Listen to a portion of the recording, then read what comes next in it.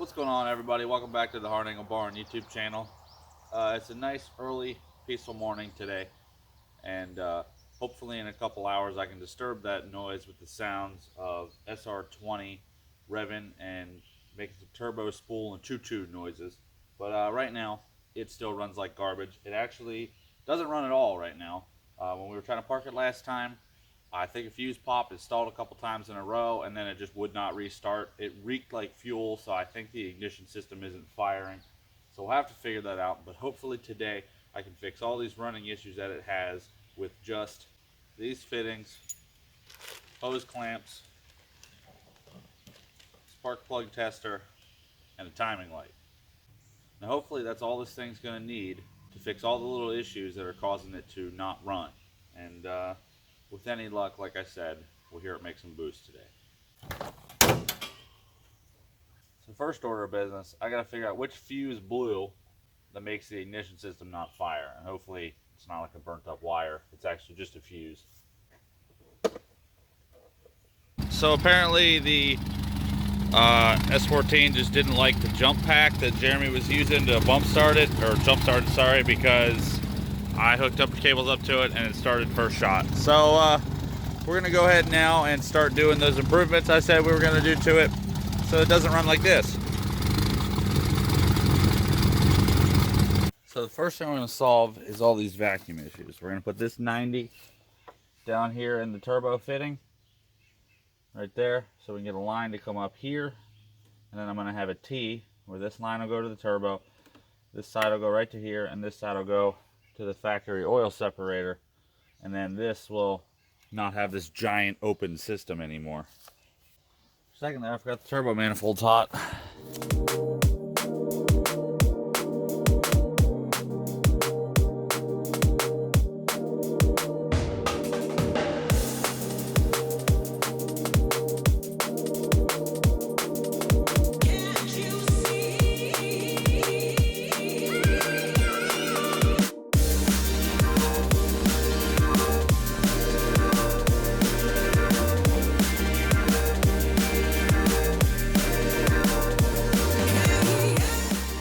Alright, so I got all these hoses hooked up.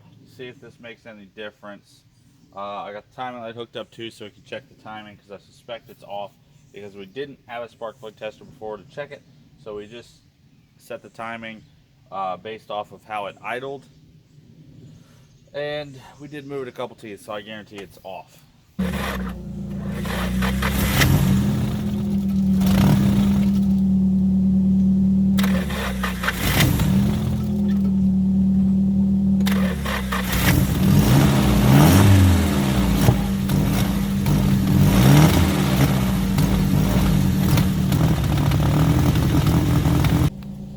I gotta figure out if the timing light has voltage or not. Alright, we got a light. Alright, so we're firing a little bit just past 20 degrees below top dead center. We should be at about 15 static, I believe. So I've unplugged the TPS so I can time it. And we are going to see if I have enough movement here to get it to 15, or if I'm going to have to pull the cast and move a tooth. So let's go ahead and start up and see how this goes.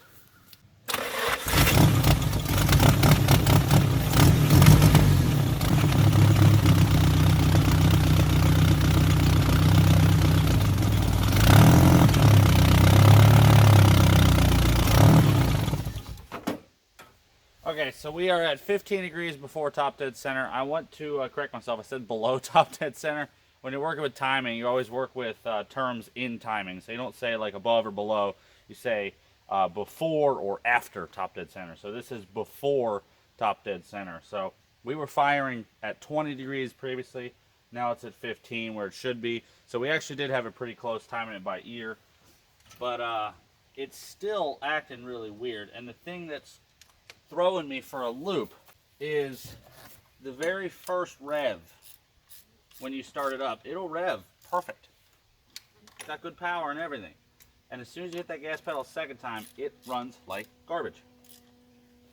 I don't know what that's about. So we now know it's timed. It only has like 1 or 2 vacuum leaks now.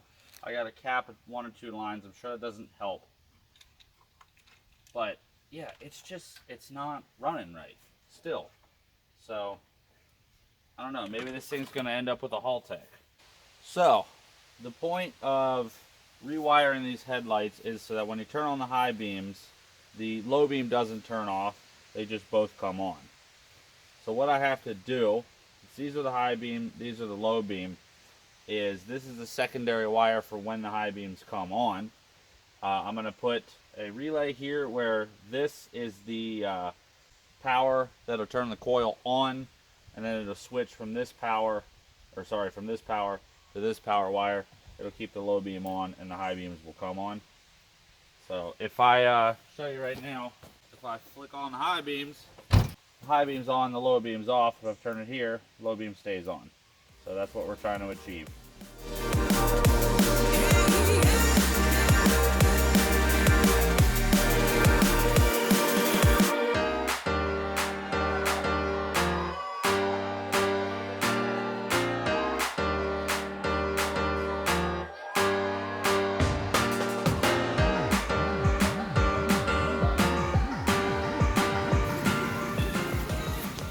I got something for the 240. Got 5 gallons of fresh 93. Hopefully this will fix up the running just a little bit. I would really hope it would fix it up completely, but I think we know that's not going to happen. Let's see if this gas helped at all. Hopefully this thing has enough power in it to start.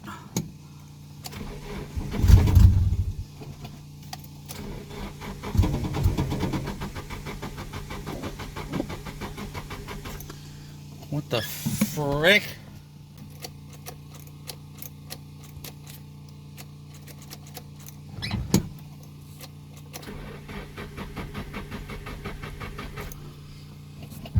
I'm gonna be very quiet. I want you to listen. This thing runs worse with new gas.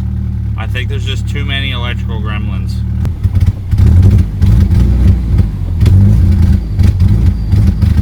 I'm just touching the gas. That's really bad. I think this thing just needs a standalone. I think there's too many electrical gremlins for this to really be fixed.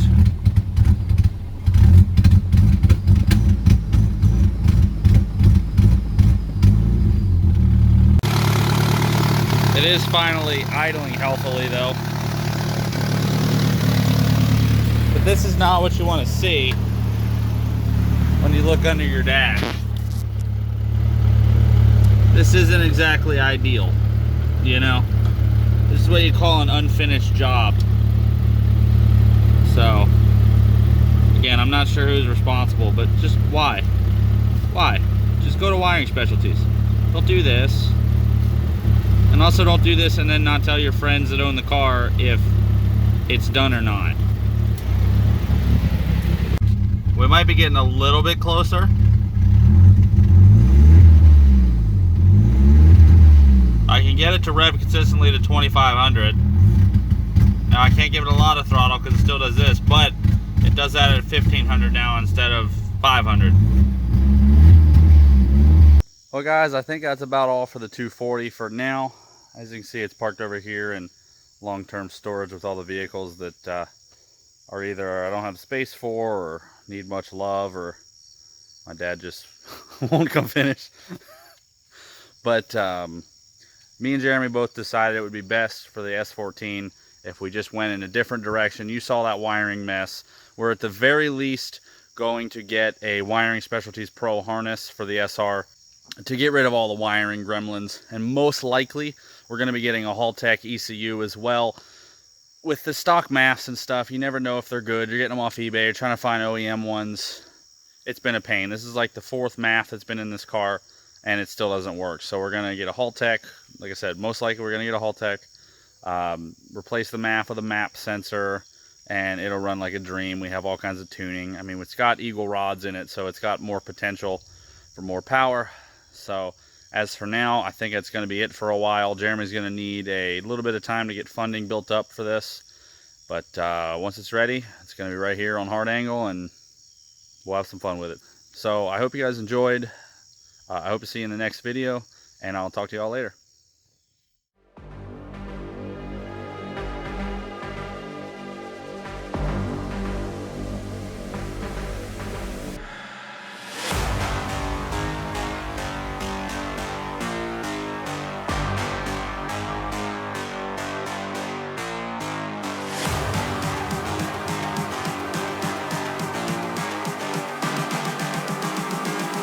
I'm just calling to say I